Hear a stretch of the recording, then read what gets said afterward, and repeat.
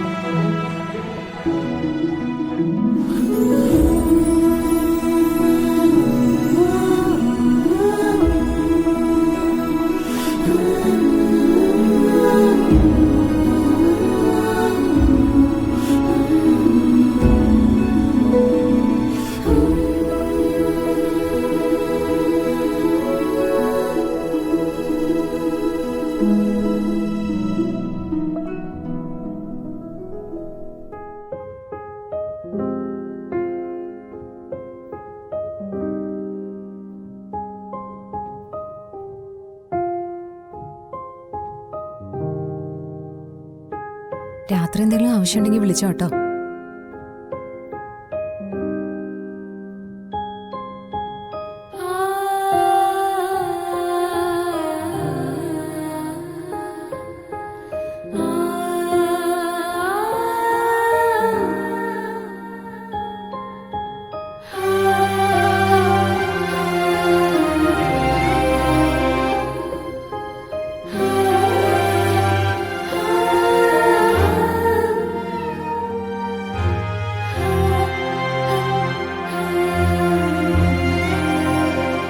അച്ഛനോട് സ്വത്ത് എഴുതി വെക്കാൻ പറ്റില്ലെന്ന് പറയുമ്പോഴൊക്കെ നിങ്ങൾക്ക് പൊള്ളുന്ന എന്തിനാ?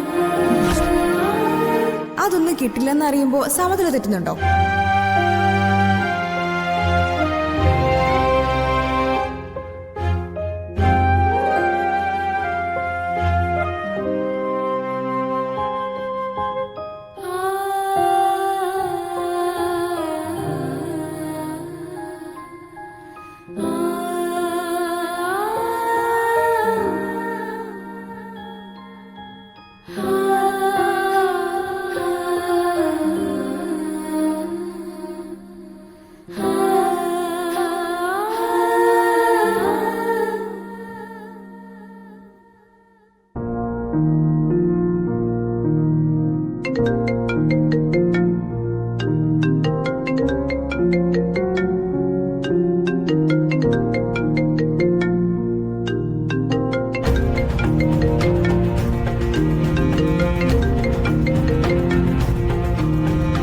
എങ്ങനെയുണ്ട്? ബോഡി മുഴുവൻ നല്ല പെയിനുണ്ട്. എന്നാ മനസ്സുകൊണ്ട് ഞാനിപ്പോ വലിയ സന്തോഷത്തില. അതെനിക്ക് മനസ്സിലായി. എനിക്ക് വേണ്ടി അർച്ചനയെടുത്ത് ഒരുപാട് കഷ്ടപ്പെടുന്നുണ്ട്. എനിക്ക് കഞ്ഞി കോരുത്തുന്നു, എന്നെ വേപ്പില വെള്ളത്തിൽ കുളിപ്പിച്ചു, എന്റെ കട്ടില് നിറയെ വേപ്പില നിരത്തി, കുഞ്ഞിനെ പോലും ആദരെ ഏൽപ്പിച്ചിട്ടാ ഏട്ടത്തി എന്നെ നോക്കാൻ വന്നേ. അർച്ചനെക്കുറിച്ചുള്ള എന്റെ കണക്കൂട്ടലുകളെല്ലാം തെറ്റിപ്പോയി.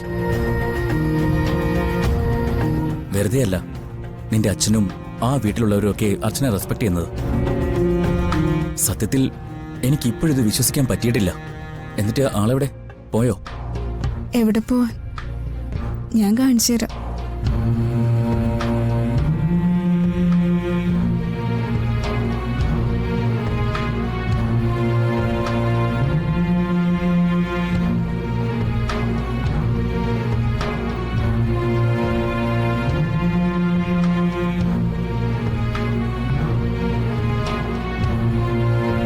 മൈ ഗോഡ്, എനിക്കിത് വിശ്വസിക്കാൻ പറ്റുന്നില്ല. ഏട്ടത്തിക്ക് എല്ലാവരോടും സ്നേഹം മാത്രമേ ഉള്ളൂ.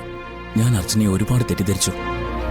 ധനുഷ് അർച്ചനത്തെ കുറിച്ച് എന്താ കരുതിയിരിക്കുന്നേ? അതൊക്കെ ഞാൻ പിന്നീട് ഒരിക്കൽ പറയാം. എന്നാലും ഒന്നെനിക്കറിയാം, ഞാനിപ്പോ എന്റെ മനസ്സിലൊരു കുമ്പസാരക്കൂട് പണിതുകൊണ്ടിരിക്കുക. എല്ലാ തെറ്റുകളും പോർക്കണമെന്ന് അപേക്ഷിക്കാം. കുമ്പസാരക്കൂടോ? എനിക്ക് മനസ്സിലായില്ല. ഇപ്പൊ നിനക്കതൊന്നും പറഞ്ഞാൽ മനസ്സിലാവില്ല. എല്ലാം ഞാൻ വന്നിട്ട് പറയാം. ഉറങ്ങിക്കോ. Good night. Good night.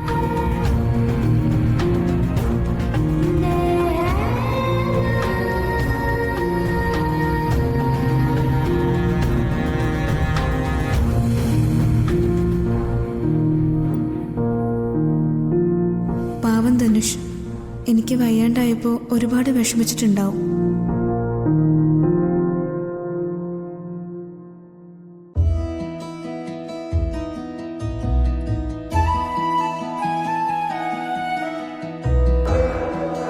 ആതിരെ, നീ ഇരുന്നോ, ഞാൻ വിളമ്പാം.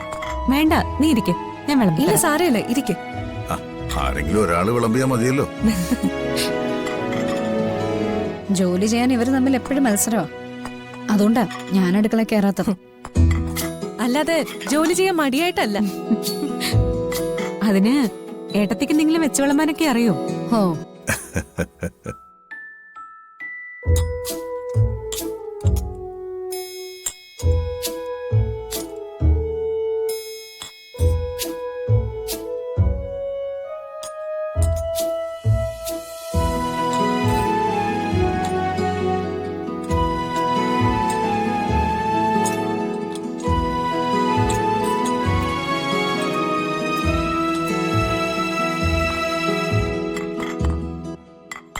ഇതാർക്ക് ഈ പ്ലേറ്റ്? ആ, അതിനുള്ള ആള് ഇപ്പൊ എത്തും.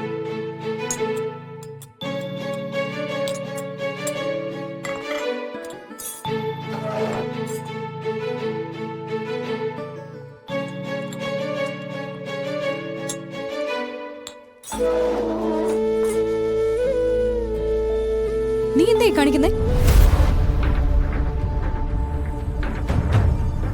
എന്താ പ്രശ്നം? ഇവളെന്തിനാ നമ്മുടെ കൂടെ ഇവിടെ ആഹാരം കഴിക്കാനിരിക്കുന്നത്?